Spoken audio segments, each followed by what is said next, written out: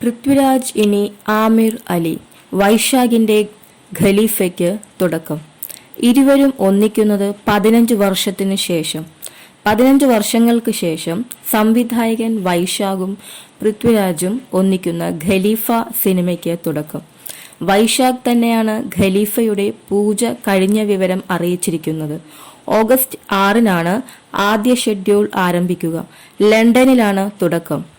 മമ്മൂട്ടി പടം പോക്കിരി രാജ ആയിരുന്നു വൈശാഖും പൃഥ്വിരാജും ഒന്നിച്ച ചിത്രം. 2022 പ്രഖ്യാപിച്ച സിനിമയാണ് ഖലീഫ. പിന്നാലെ 2024 പൃഥ്വിരാജ് അവതരിപ്പിക്കുന്ന കഥാപാത്രം വെളിപ്പെടുത്തി.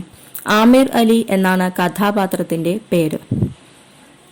പ്രതികാരം സ്വർണത്തിൽ എഴുതപ്പെടും എന്നാണ് ഖലീഫയുടെ tag line.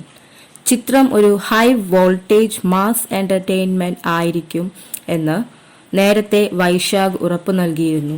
Jinu V Abraham ആണ് ഖലീഫയ്ക്ക് തിരക്കഥ ഒരുക്കിയിരിക്കുന്നത്.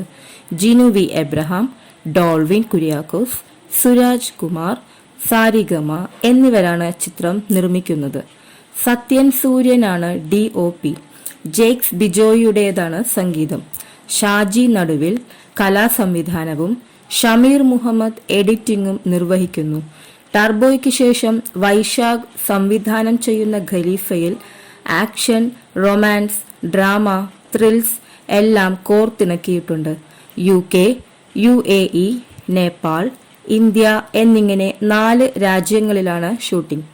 ഈ 4 രാജ്യങ്ങളിലാണ് സിനിമയുടെ കഥ നടക്കുന്നതെന്നും വൈശാഖ് പറഞ്ഞിരുന്നു. എമ്പുരാനായിരുന്നു പൃഥ്വിരാജിൻ്റെതായി ഏറ്റവും ഒടുവിൽ റിലീസ് ചെയ്ത ചിത്രം. മോഹൻലാൽ നായകനായി എത്തിയ ചിത്രത്തിൽ സംവിധായകന് പുറമെ അഭിനേതാവായും പൃഥ്വിരാജ് തിളങ്ങിയിരുന്നു. മലയാളത്തിൽ ഏറ്റവും കൂടുതൽ കളക്ഷൻ നേടിയ സിനിമ എന്ന ഖ്യാതിയും എമ്പുരാൻ സ്വന്തമാക്കിയിരുന്നു.